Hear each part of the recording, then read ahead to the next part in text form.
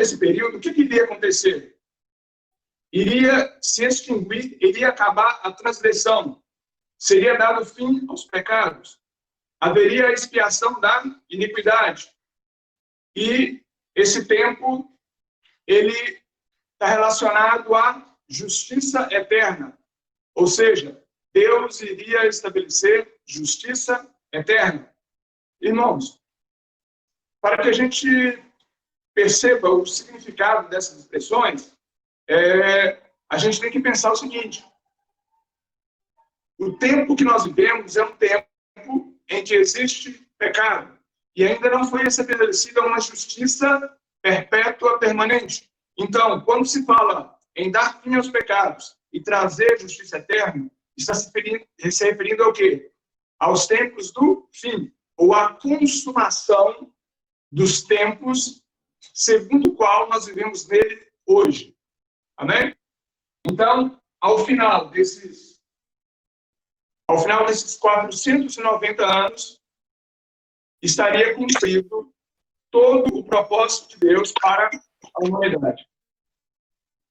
Então, amados, quando a gente passa para o versículo seguinte, que diz o seguinte: sabe e entende, desde a saída da ordem para restaurar e para edificar Jerusalém.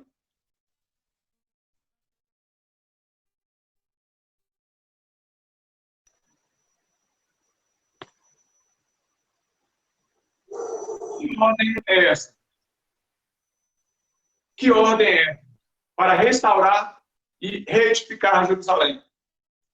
Como Jerusalém havia sido destruída, o próprio país havia sido dizimado pelas forças do Império Babilônico, naquele momento, seria necessário que o imperador que estivesse no poder, que é Artaxerxes,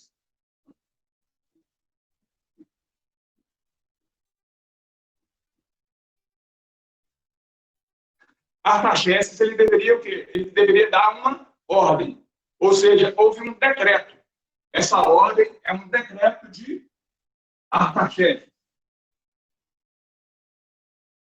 E esse decreto, ele acionou o cronômetro para o cumprimento desta profecia. Ou seja, a partir da promulgação desse decreto, se passariam 490 anos e, no final desse tempo, haveriam se cumprido, então, todas as profecias. E já seria o que? O tempo do fim. Só tem um detalhe. Quando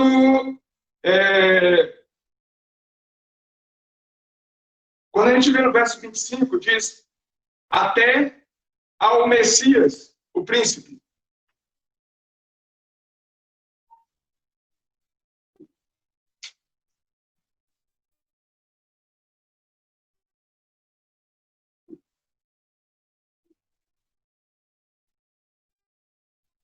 Quem é esse Messias? Quem é este príncipe? Esse Messias, esse príncipe, que está se referindo a ele no versículo 25, ele é o próprio Senhor Jesus Cristo.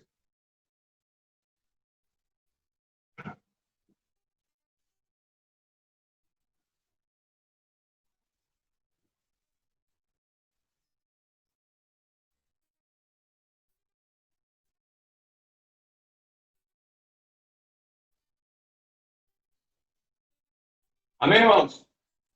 O Messias, o príncipe, do versículo 25 de Daniel 9, é o Senhor Jesus Cristo. Só tem, amados, que quando a gente continua a leitura, fala o seguinte, que até chegar o Messias, se passaria quanto tempo? Fala-se em 7 semanas e 62 semanas.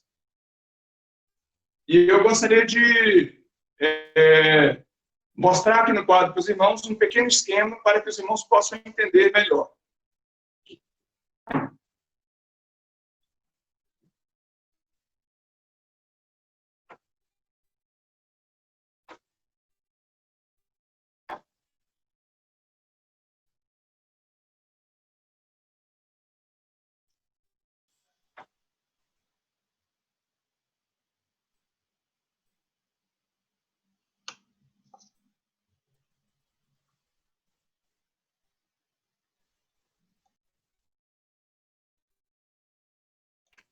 Altamiro, minha cabeça confundiu aqui, hein?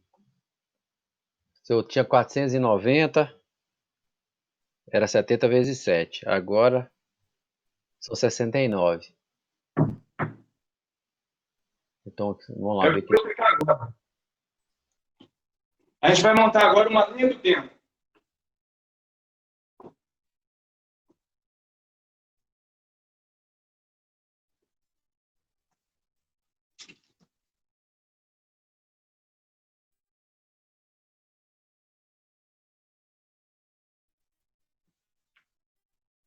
Eu vou estar mostrando para os irmãos aqui uma linha do tempo em número de anos e em número de semanas, e os irmãos vão compreender bem.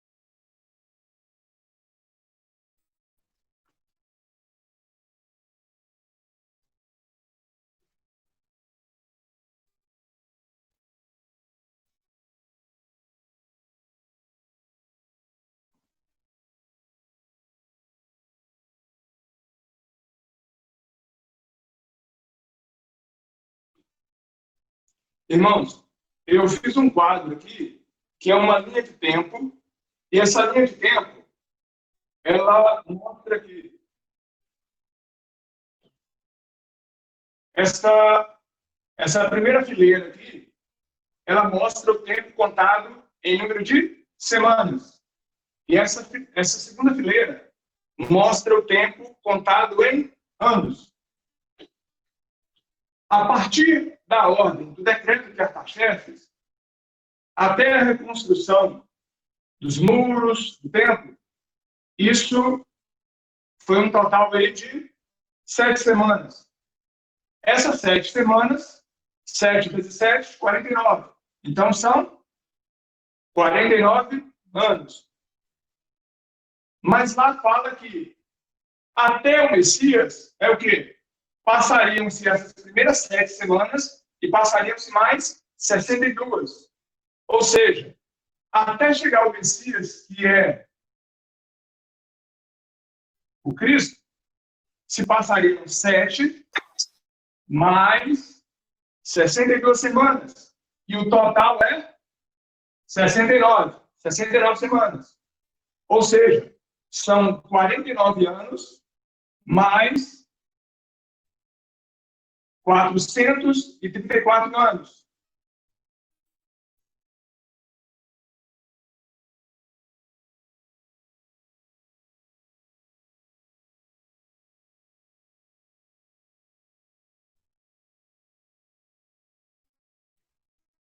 Quarenta e nove mais 434, 483. 7 mais 62, 69. Está entendido até aí? Tá faltando uma. Isso, perfeito. Está faltando uma semana. Mas vamos falar para os irmãos vamos parar por enquanto nessa 69ª semana. O que aconteceu nessa 69ª semana? Não foi apenas a chegada do Messias enquanto nascimento. Na realidade, o ponto alto dessa 69ª semana, ou desses 483 anos, é, na verdade, o Calvário. Por quê? No versículo 26 diz: e depois das 62 semanas, será tirado o Messias e não será mais.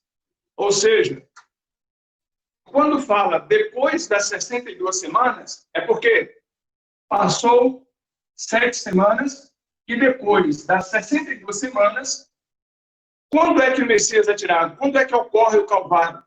É na 69ª semana. Depois de haver passado 49, mais 434, ao final de 483 anos. Eu coloquei numa apostila de estudo para os irmãos que essa ordem aqui, ela foi dada no ano de 400.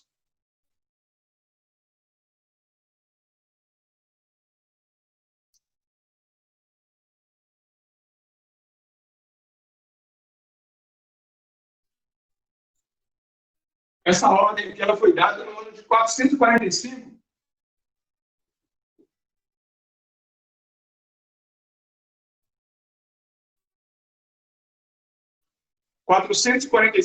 Antes de Cristo. E quando a gente percebe que o Calvário ele ocorre num tempo depois de Cristo, e eu tenho a informação de que, historicamente, a datação do Calvário ela teria sido no ano 32 depois de Cristo. Se os irmãos fizerem as contas, os irmãos vão chegar a uma seguinte conclusão: irmão Altaneiro, não deu 483 anos exatos. Irmãos, com relação a esses 49 anos aqui, é mais fácil os irmãos encontrarem uma exatidão. Mas com relação aos 483, a gente sabe que a gente não vai encontrar um número que seja muito exato por conta até das falhas, né, de datações históricas. Mas, de qualquer modo, a gente chega num número que é bem próximo a 483. Ou seja, da ordem que foi dada pelo rei Artaxerxes, que governava o Império Babilônico naquela época. Na realidade, na época de Artaxerxes, o Império nem era mais um Império Babilônico. O Império até já tinha passado de mão. O Império agora era um Império Medo-Persa. Mas, de qualquer modo, o importante para nós, em termos de profecia, é que esse decreto, a promulgação desse decreto, em 445 a.C., ela se encaixa perfeitamente nessa interpretação profética de que se passariam 69 semanas de 7 anos até o Calvário. Até a morte do Senhor Jesus Cristo ali no Calvário. Agora, eu coloquei aqui, com relação a essa questão das primeiras 7 semanas, quem já leu, principalmente, os livros de Esdras e Neemias, os irmãos sabem que para reconstruir o templo, para reconstruir os muros da cidade de Jerusalém, aqui a profecia já mostra como isso aconteceria. Seria em tempos o quê? Angustiosos, tempos difíceis. Aqui diz que para se construir os muros, tranqueiras, os muros, né? Para se construir as tranqueiras, os muros, para se reedificar aquilo que havia sido destruído pela guerra, antes do povo ser levado cativo para a Babilônia, a reconstrução seria muito difícil, e realmente foi. Só tem que, depois dessa reconstrução, ainda passaria mais algum tempo, 434 anos, até que viesse o quê? Viesse o Messias. Não apenas vir o Messias, mas o Messias seria tirado de nós. O Messias seria tirado do povo. Como é que o Messias foi tirado do povo? O Messias foi tirado do povo na cruz do Calvário. Mas não vai ficar assim, porque o Messias ele vai voltar. E a profecia também, ela nos dá um entendimento, já aqui, de que as coisas elas não ficariam do modo como ficou na 69ª semana. Irmãos, eu vou apagar aqui, mas eu espero que os irmãos tenham compreendido esse quadro. Aí eu vou estar mostrando para os irmãos a sequência.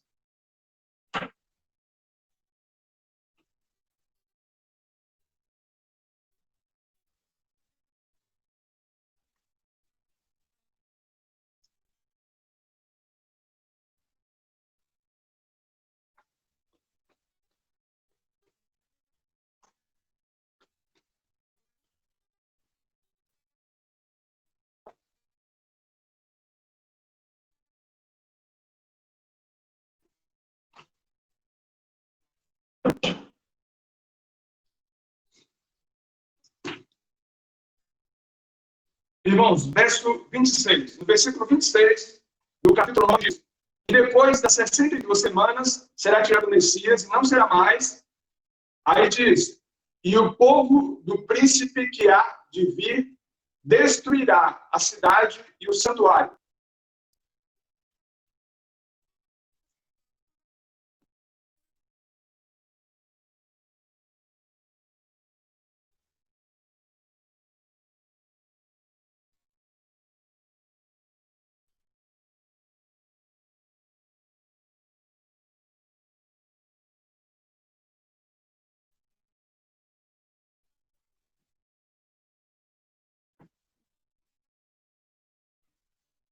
Irmãos, esse príncipe que há de vir é uma referência profética à vinda de quem? Da besta ou do anticristo. Quando é que a besta ou o anticristo ele virá? Quando é que ele vai aparecer? Irmãos, nós não temos condições de falar quando é que ele vem. Se é hoje, ou se é amanhã, ou se depois. Eu até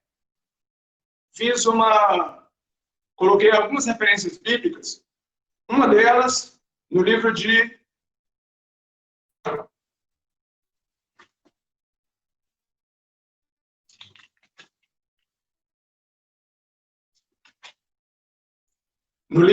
Atos dos Apóstolos, no capítulo 1, a gente lê o seguinte, no versículo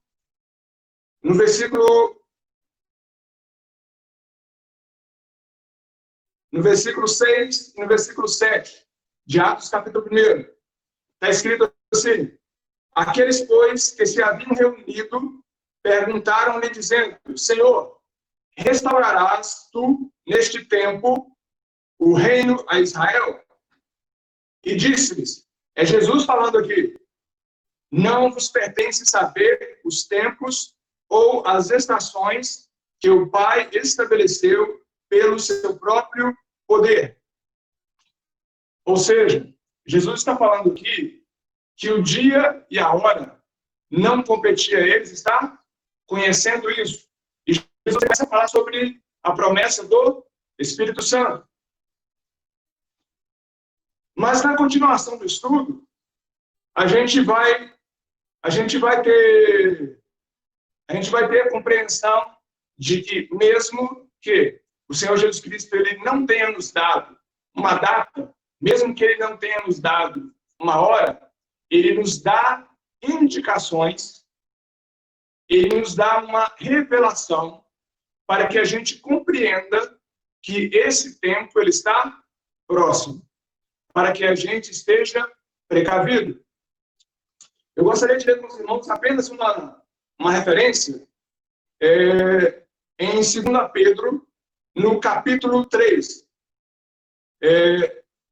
No capítulo 3 de 2 Pedro, no versículo 3, a gente lê o seguinte: sabendo primeiro isto, que nos últimos dias virão escarnecedores, andando segundo as suas próprias concupiscências, e dizendo: onde está a promessa da sua vinda?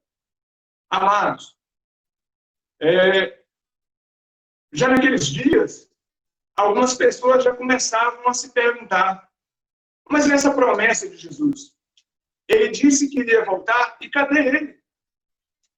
E essa pergunta, às vezes, ela fica no coração de pessoas que são ímpias, no sentido de querer desmerecer a pessoa de Jesus Cristo como alguém que não tem palavra. Mas nós sabemos que o nosso Deus, ele é fiel e que ele cumpre as suas promessas. Então, o apóstolo Pedro, ele fala por que o Senhor Jesus Cristo ainda não veio e não havia vindo naqueles dias.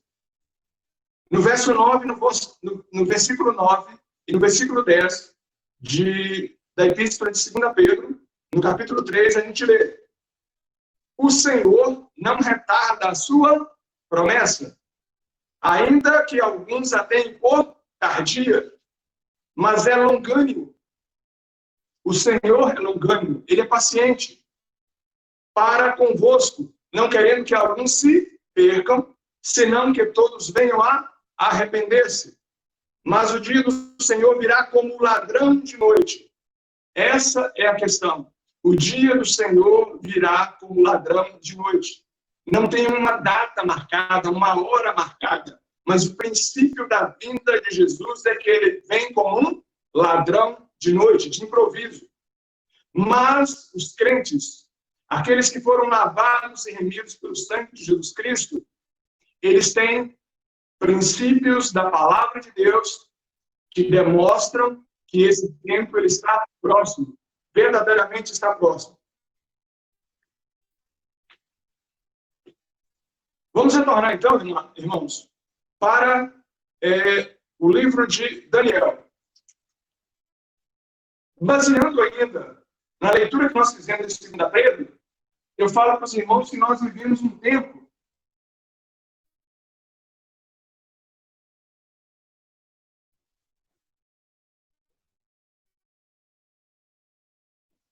o tempo da longanimidade. Deus está tendo paciência conosco, porque Deus sabe que muitos ainda não estão preparados para a sua vinda, porque a vinda do Senhor, ela será precedida, ela será antecedida de tempos angustiosos, tempos difíceis, e por isso Deus ele tem longanimidade. Ele tem paciência. Mas, amados, quando o cronômetro desse tempo profético ele for acionado, quando ele for acionado, quanto tempo a gente vai ter para a conclusão de todas as profecias? A gente vai ter apenas uma semana. E quanto é uma semana? A última semana são 7 anos. Amém, amados? Amém. 7 anos.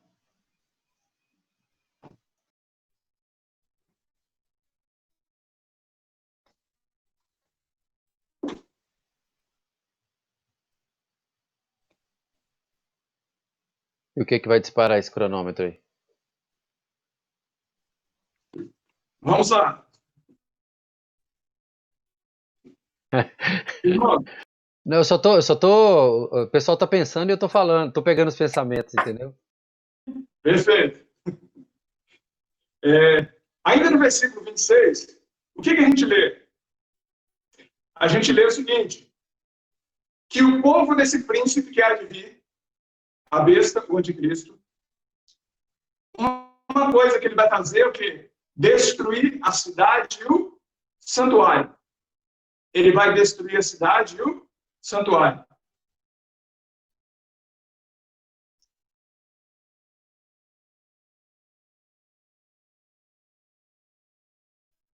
A cidade é uma referência genérica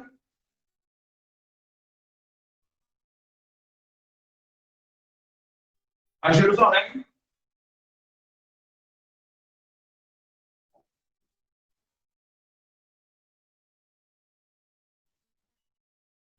E o santuário é uma referência ao templo.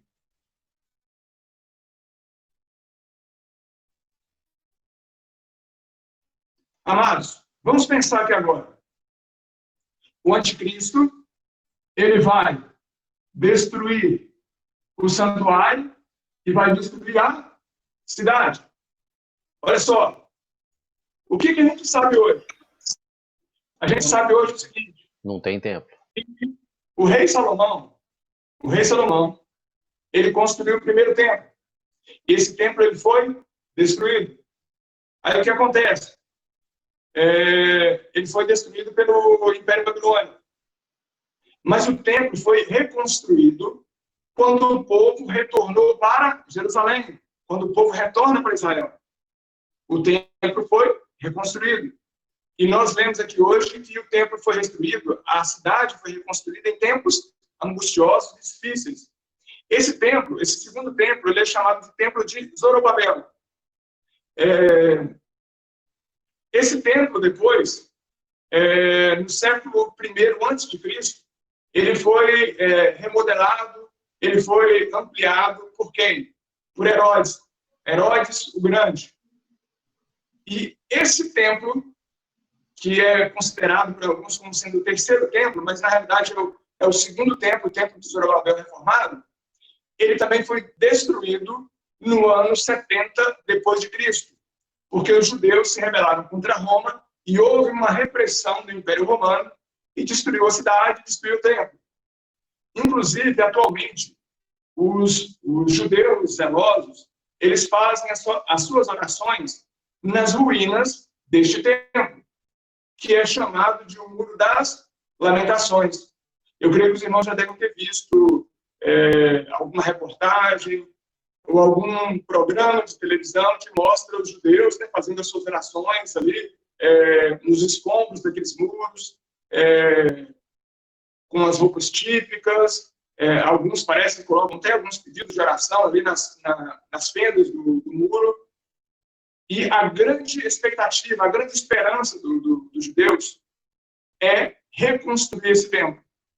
Esse templo que vai ser reconstruído será este templo que vai ser destruído pelo anticristo e pela besta. Ele vai destruir quando?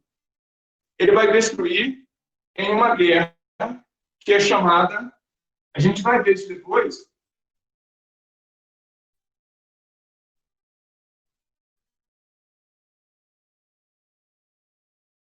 ele vai destruir uma guerra que é chamada de Armagedon. Existem diversos textos bíblicos que falam que ele vai reunir um exército de todas as nações da terra para se voltar contra Jerusalém. Existem diversos textos bíblicos, a gente vai estudar cada um deles. Mas, no momento, só para os irmãos se situarem com relação a essa referência que é feita ao santuário.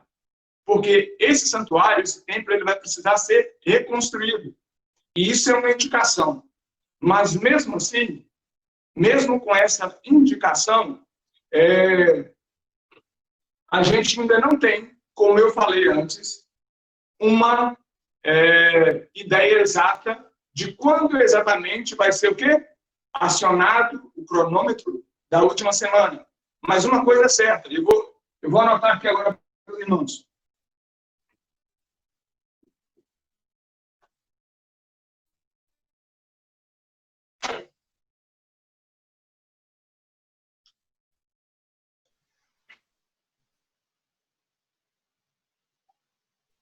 Tem gente que fala que é no arrebatamento, né?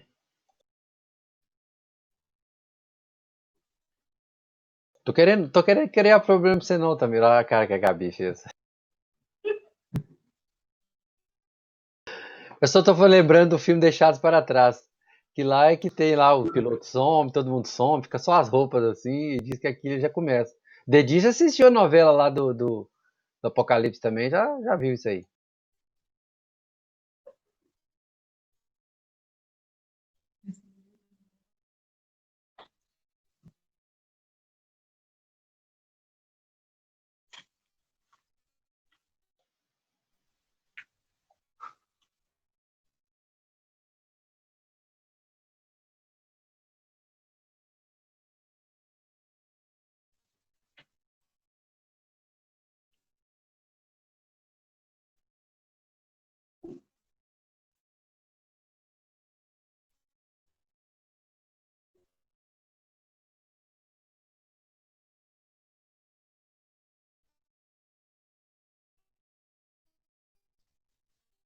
Irmãos, essa última semana é o tempo de governo do anticristo.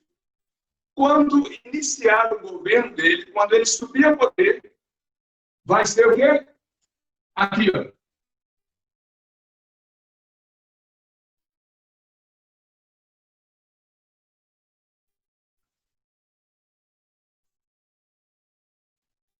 O anticristo, ele vai ter 2 períodos de governo. Quando ele iniciar esse primeiro período de governo dele, vai ser o quê? O início da contagem dos últimos 7 anos. E eu vou estar mostrando depois para os irmãos, isso é importante a gente ter um pouco de calma com relação a isso, quando exatamente estará ocorrendo o arrebatamento. Eu preciso mostrar isso com calma, por quê? Porque existem muitas divergências de entendimento. Mas, se os irmãos tiverem paciência, a gente vai poder fazer a leitura de cada texto bíblico e, na mente dos irmãos, eu acredito que o Espírito Santo de Deus vai dar iluminação para os irmãos e os irmãos vão poder discernir de maneira bem tranquila o momento em que ocorre o arrebatamento. Mas só para a gente concluir aqui a leitura de Daniel, no capítulo 9, fala o seguinte: e ele firmará um concerto com muitos por uma semana. Ou seja, esse firmar um concerto com muitos por uma semana, porque na palavra de Deus diz que o governo do anticristo vai ser um governo de ordem mundial.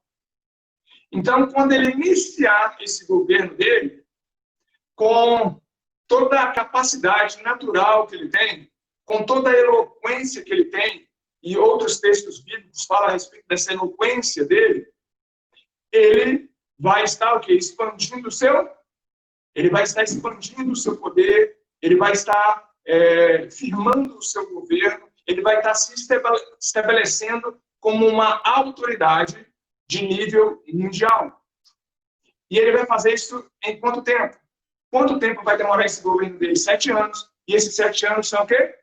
A última semana. Então, o início desses últimos 7 anos, ele se casa exatamente com o início do governo do anticristo.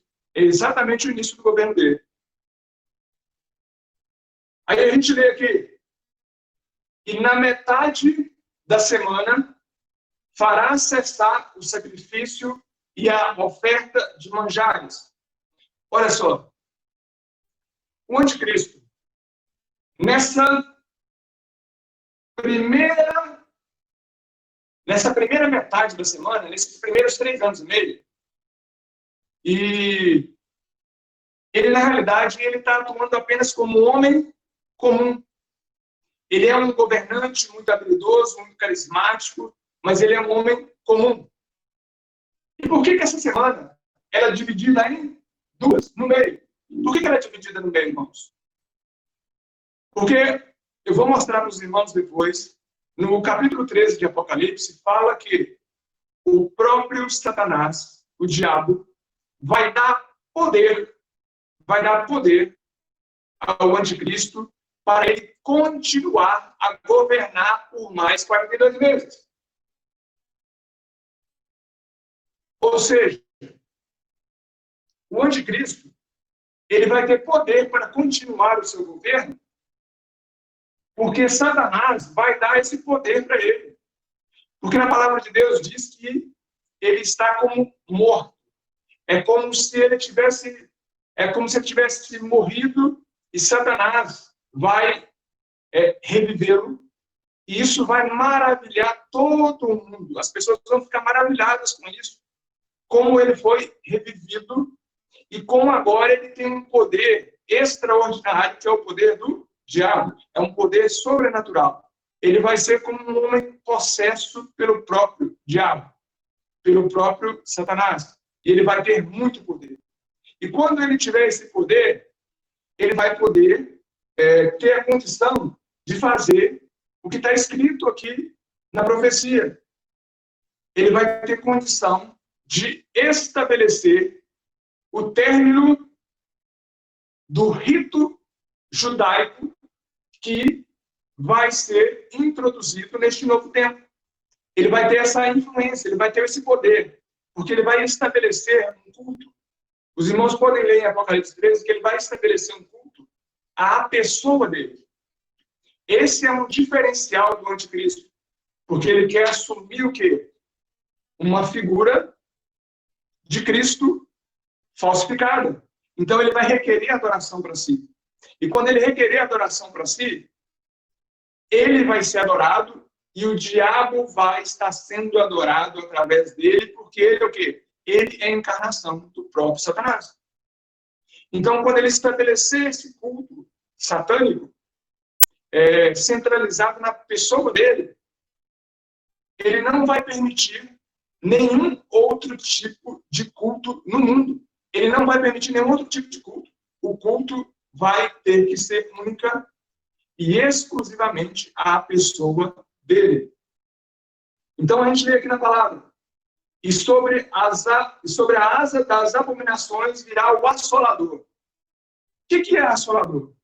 Esse assolador aqui é o próprio anticristo. Porque ele não vai ficar contente em apenas estabelecer esse culto satânico. Ele vai querer fazer o quê? Ele vai querer destruir, ele vai querer esmagar Israel. Porque Israel é o quê? Israel é o símbolo do amor, é o símbolo do cuidado de Deus e é símbolo de culto a Deus, é símbolo de qualquer referência que se tenha em relação a Deus. Vai ser o quê? Vai ser Israel. Então ele vai formar um exército de todas as nações da terra. Então aí ele vai assumir a figura desse assolador. Mas quando ele se voltar contra Israel para querer destruir Israel, o que vai acontecer? A palavra de Deus diz: e isso até a consumação, que é a consumação final dessa semana, até a consumação, até o final da semana, até o final dos 7 anos. E o que está determinado será derramado sobre o assolador. O que é que está determinado e que vai ser derramado sobre o assolador? Durante esse período em que ele vai governar com o poder de Satanás e que ele fizer guerra contra Israel, Deus vai combater contra ele e contra os homens ímpios de todo mundo que aceitarem o governo e receberem um sinal dele. Deus vai combater com essas pessoas através de pragas. E no dia da volta do Senhor Jesus Cristo, quando esse exército estiver marchando sobre Jerusalém, o Senhor Jesus Cristo ele volta e ele destrói o exército de Satanás. Ele destrói o exército do anticristo. E isto é o quê? Isto é o que profeticamente será derramado, será lançado sobre a pessoa e sobre o governo dele. A gente vai ter a oportunidade de ver alguns outros textos em que mostra que isso vai acontecer. A gente tem textos aqui no livro de Daniel, a gente tem outros textos bíblicos que falam sobre essa ação do Senhor Jesus Cristo, essa ação irada dele para destruir todo o império do mal e para estabelecer o quê? O que já foi dito anteriormente nessa profecia, que é o estabelecimento da justiça eterna. Amém, amados? Eu gostaria de estar concluindo por aqui, eu acho que até me estendi demais, né? Para que possa haver alguma pergunta. Quem for perguntar, então, tenta abrir seu microfone, eu não sei se eu posso... quem quiser fazer alguma pergunta, pode abrir seu microfone e perguntar.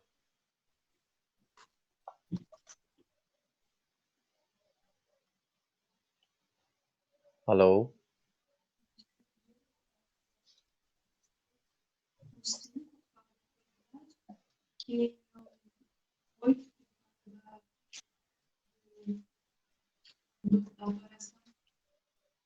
O seu áudio não saiu no seu aí, nós não ouvimos, viu, Gabi?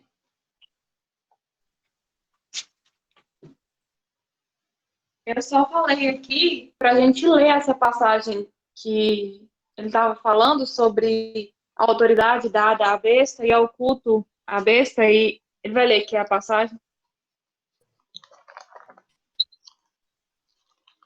Irmão, a Gabriela, a Gabi, né, minha filha,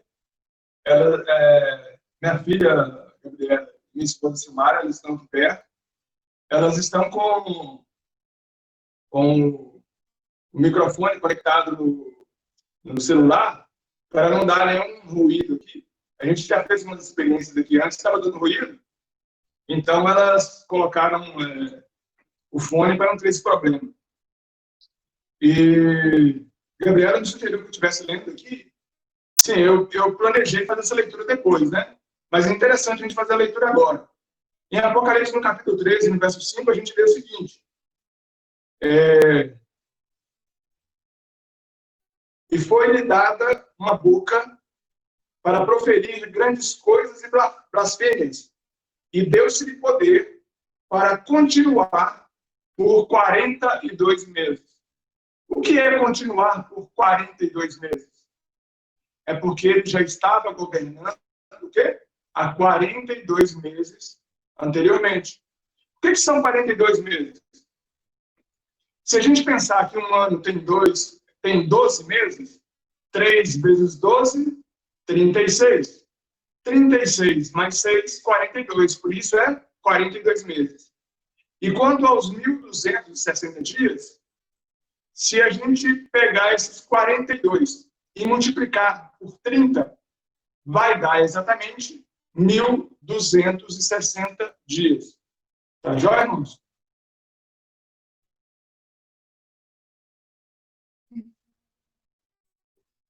Amém. Era isso? Ah, tá. Guilherme, quer perguntar aí, Guilherme? Não, só estou concordando aqui e anotado, tudo anotado. Inclusive, você foi falando aí, eu fui lembrando de outras coisas que eu li, mas nas aulas mais na frente eu acho que eu vou querer perguntar, porque ainda não entrou no assunto que eu tenho dúvida, não. Mas me clareou muito aí essa questão das semanas. Eu nunca tinha entendido essa questão da última semana aí, ficou bem claro aí com essa explicação. O certo é que a gente está cada vez mais próximo dela, né? Os eventos aí, os princípios das dores, são a antecipação desse momento, né? Irmãos, eu gostaria de falar. Vitor. Eu tenho na verdade, uma dúvida. Fala. Vitor tá falando aqui, viu, gente? Fala, Vitor. Tamira, só um detalhe aqui a respeito desses 3 anos e meio, foi uma coisa que eu já parei um pouco nesse ponto algumas vezes. E aí tem eu acho que, deixa eu ver onde é que tá aqui. Não sei se é Apocalipse, acho que é no capítulo 12, que fala desse período de 3 anos e meio. Fala, se eu não me engano, faz um... 12:6. Oi? Capítulo 12. É no 12 mesmo, né? 12:6. Que fala a respeito de um desses períodos de 3 anos e meio. Tem você chegou a mencionar um pouco aí sobre isso. Tem essa ideia de que Israel ele vai ser protegido, de certa forma, da ação da besta, né, do anticristo.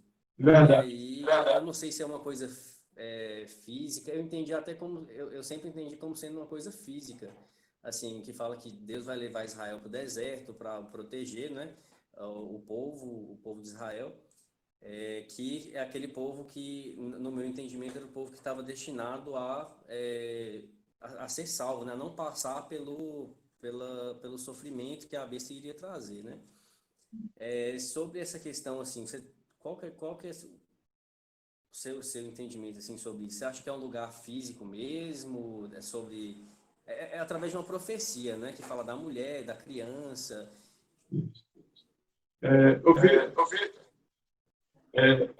Demais.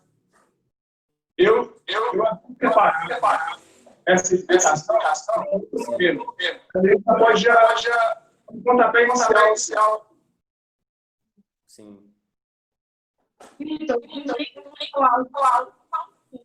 para não dar linha. Tá dando para ouvir? Graças a Deus. Estava dando microfonia aqui mesmo, estava complicado. Mas é o seguinte, Vitor. Olha, com relação a essa mulher, de fato, ela é o povo de Israel. E quando diz aqui que essa mulher foge para o deserto, na realidade está se referindo a quê? Esse período de 3 anos e meio que Israel vai estar protegido. Essa referência aqui ao deserto é uma referência que o povo judeu tem de que, quando eles estavam no deserto, eles passavam por privações, mas mesmo assim eles estavam protegidos e guardados por Deus. Nesse período, eles tinham um profeta, um representante de Deus ali, que era Moisés, que cuidava deles. Nesse período de 3 anos e meio, eles vão ser protegidos e guardados por 2 profetas. No capítulo 11, fala a respeito desses 2 profetas, que eles são chamados de 2 testemunhas. Não é que o povo de Israel vai ser levado para um lugar, mas eles vão ser cuidados por Deus, por esses 2 profetas, durante 3 anos e meio. E nesses 3 anos e meio, eles vão ser o quê? Eles vão ser ministrados a respeito da palavra de Deus por esses profetas. E eles vão ser guardados por Deus, como o povo foi guardado e protegido quando saiu do deserto. Mas isso não significa que os remanescentes, não são aqueles remanescentes. Os remanescentes de Israel, eles receberão proteção especial quando as 2 testemunhas elas vão ser mortas, vão ressuscitar e vão ser arrebatadas. Eu não sei se deu para compreender, mas durante 3 anos e meio as testemunhas vão proteger Israel. Mas no final desses 3 anos e meio, Deus vai deixar que a besta mate as 2 testemunhas. E elas vão ressuscitar. A gente vai estudar sobre isso. E depois que elas subirem aos céus, aí o povo como um todo vai estar desprotegido. É aí que vai ocorrer o quê? É aí que vai ocorrer a guerra, o Armagedon, de todas as nações contra Israel, porque Israel não vai ter a proteção das 2 testemunhas. Mas os remanescentes, que é o povo realmente que é fiel a Deus, eles vão ser protegidos. E eu vou explicar todos os detalhes a respeito da situação depois, tá bom? Não, beleza, beleza, entendi. Tranquilo.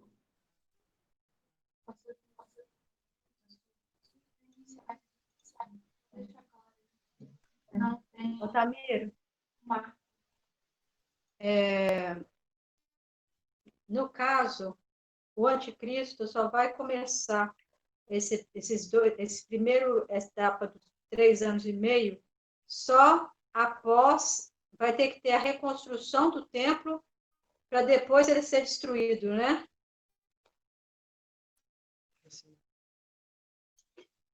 Perfeito, Marisa, é isso mesmo. Olha, eu vou falar uma coisa para você aqui. Para que esse templo seja reconstruído, Israel precisa alcançar o quê? A paz.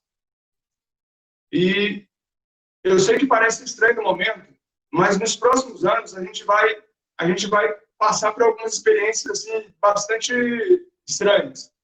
Israel vai conseguir alcançar paz, vai conseguir reconstruir esse templo e vai ficar aquela pergunta: e aí? Quando é que esse homem, esse governante vem? De uma hora para outra, esse homem vai assumir o poder. Quando ele assumir o poder, e a gente não sabe quem é, mas quando ele assumir o poder, aí então vai estar o quê? Vai estar iniciando essa primeira semana. Mas a gente não sabe quem é essa pessoa e quando ele vai assumir esse poder. Mas eu falo para os irmãos o seguinte, que ele só vai estar assumindo esse poder depois de algum tempo que o templo for construído. Por quê?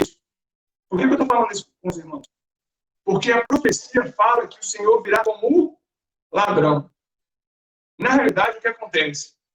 Quando as pessoas elas estão muito preocupadas com alguma coisa, elas ficam em espírito de alerta. Quando é que cai o alerta das pessoas? É quando tudo parece que está tranquilo. Por isso que existe a profecia bíblica que diz: quando houver paz, né? Quando houver paz, lhes sobrevirá o quê? Repentina destruição. Isso aí não está se referindo ao mundo como um todo, isso aí está se referindo a Israel. A gente deve pensar sempre o seguinte, que as profecias, em um sentido mais direto, elas se dirigem mais especificamente ao povo de Israel.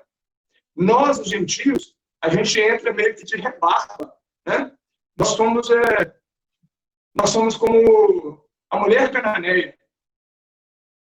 Infelizmente, assim, eu sei que isso pode ofender algumas pessoas, mas a mulher cananeia, ela conseguiu a sua bênção, porque ela entendeu que isso aí não era uma ofensa de Deus para com ela, mas na realidade era uma misericórdia para com ela e é a misericórdia de Deus para conosco, nos anexar a esse povo que é remido por ele. Amém? A resposta também sobre aquela pergunta que você fez lá atrás. Tá ok, pastor Júnior? Eu não quero complicar a pergunta, não, é porque ao mesmo tempo que, assim, isso é um questionamento que às vezes uns livros de teologia fazem, é que às vezes a gente usa essa expressão assim, mas Jesus pode voltar amanhã. Poder pode, mas parece que não, porque esses eventos têm que acontecer. Então, o que está acontecendo hoje, por exemplo, eu vejo, é aquilo que parecia que era muito distante, acelerou muito. Então eu vejo muito isso, sabe? Que aquela profecia que estava muito remota, hoje ela está muito mais provável, muito mais possível, porque bastou um vírus para acelerar tudo, para mudar a vida inteira no mundo, assim. Então outras coisas, outras dores, outras catástrofes, outras situações propícias para porque você pode ver hoje claramente quais são as maiores publicações hoje, por exemplo, o mundo precisa de um líder. Já teve uma encíclica do Papa, né, falando, sugerindo que seria bom o governo mundial. Então, existem muitas correntes aí, muitas coisas da imprensa que a gente pode pensar assim, que está preparando o terreno para essa liderança. Mas para você ter uma liderança opressora, porque não vai ser algo democrático. Você não tem como... pode até ter, a gente não conhece, mas pode até ter alguma forma de você democraticamente trazer essas nações para uma liderança. E pela característica do anticristo aí, vai ser um governo opressor que vai tomar pela força, pode até não ser tanto no início, né? As pessoas, devido ao caos, as pessoas vão pedir isso. Mas hoje, mais do que nunca, esse termo, a nova ordem mundial, ela está cada dia mais tomando espaço aí na imprensa, porque se tivesse um governo mundial, teria um controle melhor da pandemia e tudo mais. A gente só não sabia que teria uma pandemia assim, e isso pegou todo mundo de surpresa, né? Apesar que na Bíblia fala, né? Mas, de certa forma, pegou a gente de surpresa. Assim, tem vídeos aí de pessoas fazendo essas previsões, caras que mexem com saúde, isso aí é assunto mais especulativo. Mas, falar assim, Jesus pode voltar amanhã. Por ele ser soberano, pode, mas se a gente for olhar o relógio de Deus, teria que acelerar alguma coisa, acontecer muitos eventos para que ele voltasse. Ou não? Verdade, pastor Júnior. Inclusive, eu gostaria de estar passando justamente essa perspectiva para os irmãos. E com relação à volta de Jesus, uma coisa é certa. Vamos pensar em uma pessoa que, nesse momento, ela acha que ela não precisa ter um compromisso com Deus, porque Jesus ele não vai voltar nem amanhã. Se a pessoa descansar nisso e não quiser ter um compromisso com Deus, o que vai acontecer? Essa pessoa ela pode ser apanhada de surpresa, não com a volta para Jesus, mas essa pessoa pode se encontrar com Jesus, né, por um acidente, por uma fatalidade, por uma doença, por qualquer coisa.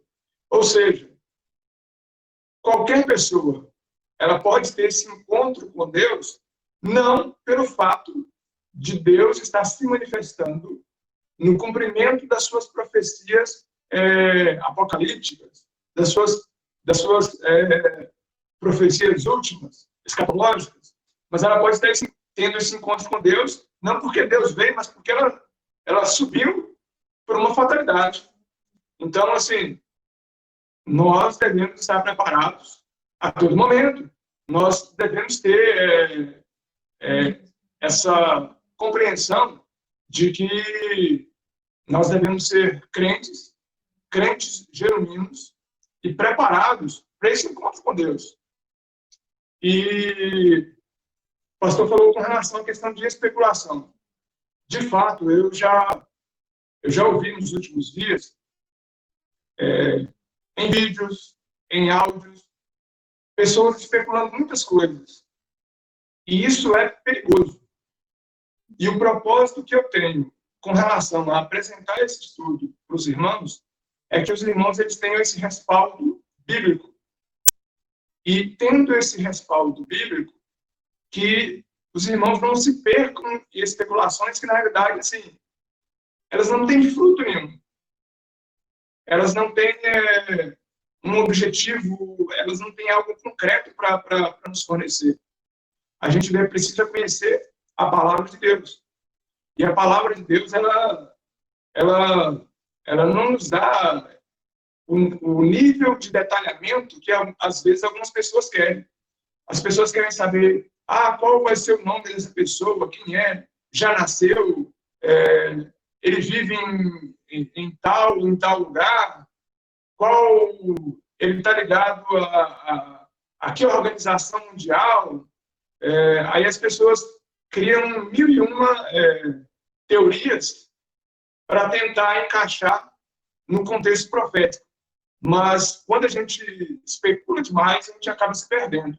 Então, o propósito, né, nosso é realmente nos voltarmos para a palavra de Deus e que a nossa segurança esteja na nossa fidelidade para com Deus. E não apenas se eu estou de acordo com essa ou com aquela teoria. Eu tenho que estar em segurança, em paz, na minha relação para com Deus. Amém? Amém. Tá bom. Eu queria... Alguém mais que quer fazer alguma pergunta, gente? Senão a gente vai encerrar. E o Altamiro colocou o e-mail dele aí na apostila. Ela foi postada no chat também. Se alguém quiser, tem o chat do lado dele, é só baixar a apostila. Tem também o e-mail do Altamiro, ele vai responder e vai... Nós estamos marcados. Então, a próxima semana continuamos em Daniel. Eu pensei o seguinte, para que a gente tenha uma compreensão melhor, seria interessante a gente estar fazendo um estudo a respeito de ressurreição. Por que falar sobre ressurreição? Eu até estava conversando com Gabriela e com o Juninho, o Wellington Júnior, né, a respeito desse tema. Se a gente for pensar bem, o evangelho que o Senhor Jesus Cristo nos deixou é o evangelho da ressurreição. Quando os apóstolos eles pregavam a respeito do evangelho, eles pregavam ao Cristo que havia sido crucificado, que havia ressuscitado no terceiro dia, mas que havia ressuscitado no terceiro dia. E vários textos bíblicos nos falam que a nossa segurança de vida eterna é justamente o fato que o Senhor Jesus Cristo ressuscitou e que nós vamos ressuscitar assim como Ele. E eu acredito que a gente fazer um exame rápido a respeito desse tema de ressurreição, dessa garantia que Jesus Cristo nos deu através da morte dele na cruz, que isso é importante para a gente consolidar conhecimento a respeito desse tema e que assim a gente vai estar preparado para dar uma continuidade nos estudos. Amém. Vamos orar então, para a gente terminar? Amém. Eu vou orar então aqui. Pai querido, nós agradecemos ao Senhor, porque o Senhor é bom. E obrigado, Senhor, porque nós podemos aprender mais do Senhor e estar pronto também, sempre para, como o irmão Altamiro disse, sermos encontrados fiéis, seja na tua volta pelas nuvens ou no nosso encontro contigo. Que o Senhor nos ajude, Senhor, a sermos servos fiéis e dedicados. E que o Senhor nos abençoe, nos dê uma noite tranquila. Nós agradecemos por cada vida, abençoe a cada um nos seus afazeres, amanhã, nos seus desafios. Que o Senhor esteja conosco, nos guiando, nos livrando do mal. Em nome de Jesus. Amém. Amém. Bom, no nosso pequeno grupo agora seria a hora do lanche, né? Mas agora cada um faz o seu lanche, se ainda tiver espaço. Deus abençoe todos vocês aí. Um abraço e até a próxima quarta-feira. Amém? Amém. Obrigado, Altamiro. Obrigado, Altamiro. Até mais. Um abraço. Tchau, tchau. Tchau, tchau. Tchau, tchau.